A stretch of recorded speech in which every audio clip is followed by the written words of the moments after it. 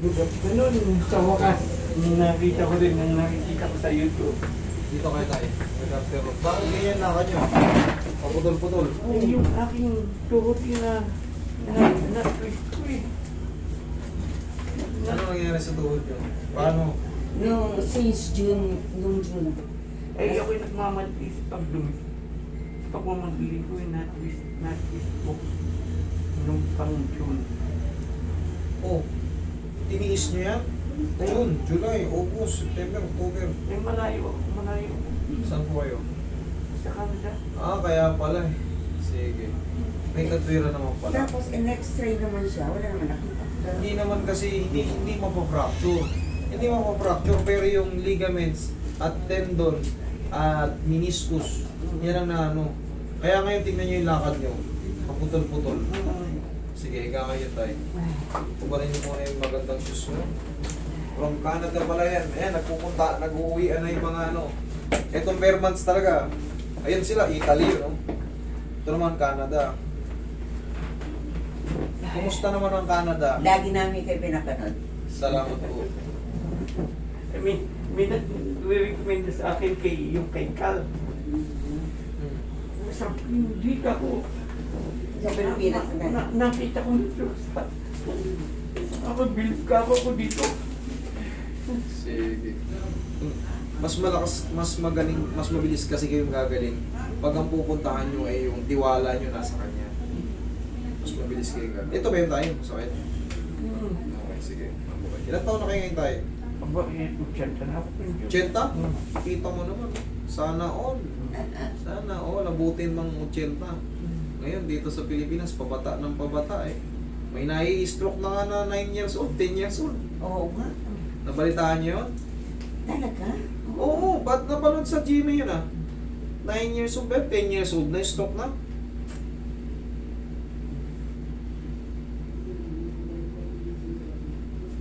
Ang nakita ko yung ginuot mong 12 anyos na nagkaroon ng tawag doon.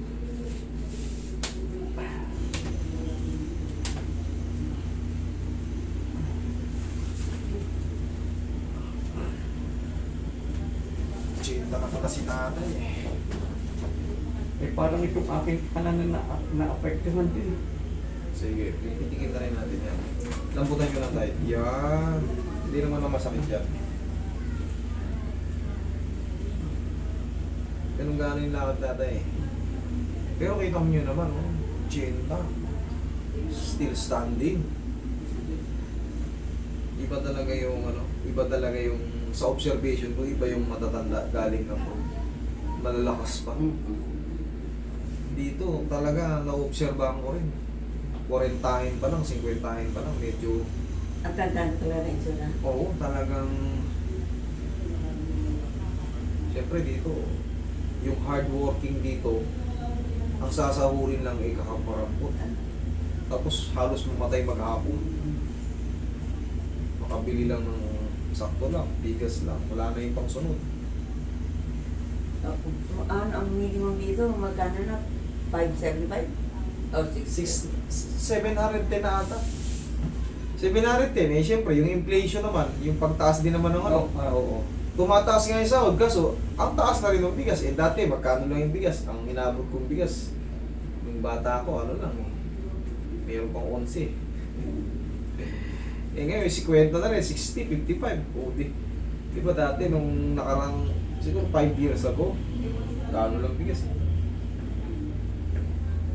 Pataas ng pataas. Nung ano kami, na ganyan kinukuha yung number, ayaw ibigay. Sabi Pala nung apo ko, baka sa susunod na. Siyempre yung book na yon, hindi na namin nalagyan yun eh. Kumbaga puno na yun dahil sa oo. ang hirap maghahul.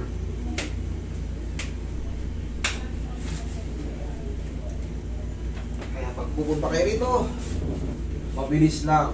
Ibibigay namin yung ano, basta nasa Pilipinas na kayo. Huwag kayong matakot. Mabubuk at mabubuk kayo. Isisingit ko kayo, isisingit. Nagawa natin ang para niya. Kaya ganun yung sinasabi namin. Sige, uwi muna kayo ng Pilipinas. Ganun ang tama eh. Kasi minsan may mga biglaang lakad eh. Oo. Kaya nga kami, dahil kasi alis kami sa katapusan, eh, sabi na, baka hindi tayo maisingin. Hindi, napansin nyo, di ba, pag nasa Pilipinas na kayo, ang dami yung appointment, ang dami nagyayaya. Ay, oo nga, pala, ano, may anniversary ni ano. Ay, Hindi kami talagang ikaw lang. Kaya hindi kami nagpa-appointment ng ano. Dahil doon pa lang talagang sinabi niya na gusto kanyang makita. Saan kayo banda sa Canada? Sa Vancouver. Vancouver. Kumusta na ang Vancouver? Punong-puno na ng Indiano. Oo. Nakikita ko sa Facebook eh. Puro ng Pero Indiano. ano din, mas marami rin ng Pilipino. Kasi sa immigrant, nag-number 1 din ang Pilipino ng Canada eh. Sa Canada. Yung, sige nga tay, testing mo, lakad mo nga tay. Tignan natin kung putol-putol pa yung lakad niyo. O, lakad. Bakit ka?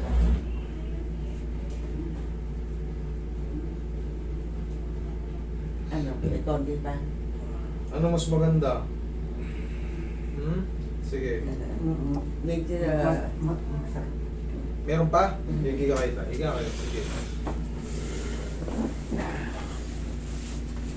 Meron pa. No problem. Meron akong unang tapak na kala mo bibigay. May matalim.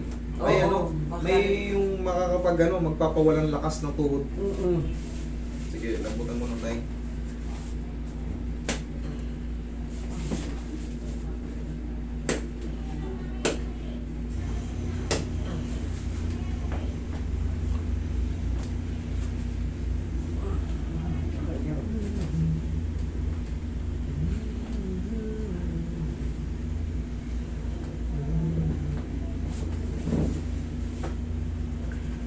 Pahinga rin.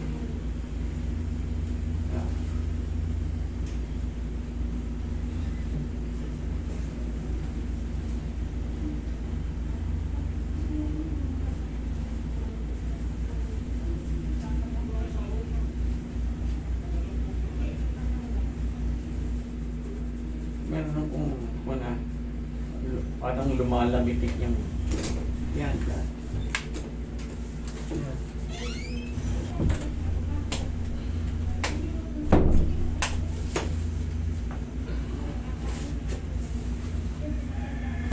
Yung Sige tayo. Testing tayo ulit. Lakad. Tignan mo kung ano mas masarap. Yung kanina o yung ngayon o. Oh, yan. Mas mabilis. Kaysa kanina. O yan. Oh. Kanina puputol-putol eh.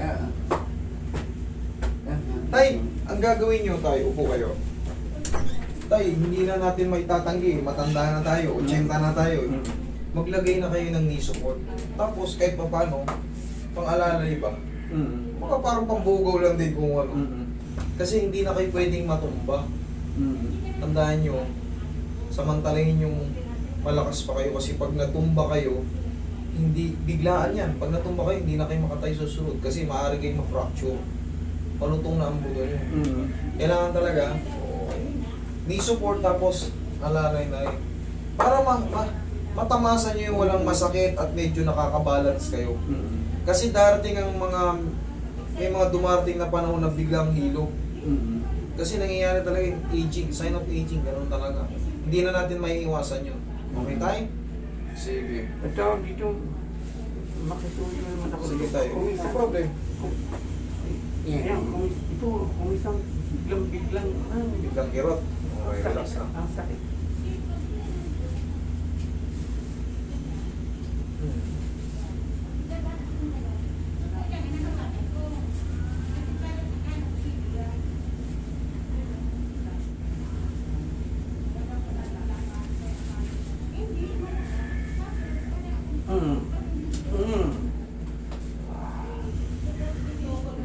Uy, pahinga.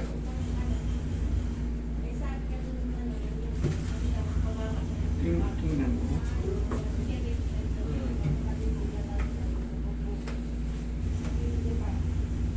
Ganun.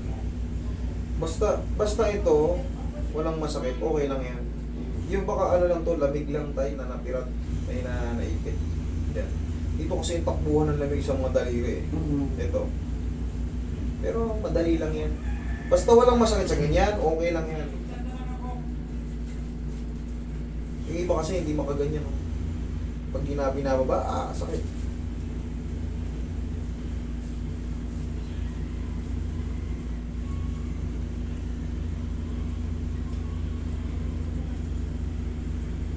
Wala na.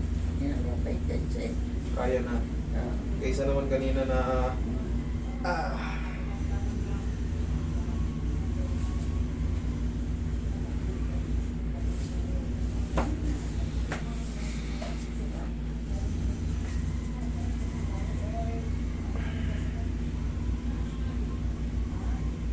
Oh. Okay? Oh. Oo nga, no. Oh. Kanina, napapalundag siya eh. Eh, Day, Mm. sige, palakas kayo palagi, ha? Maraming salamat sa pagbisita sa akin dito. Sa akin naman itong kaliwa kong paa.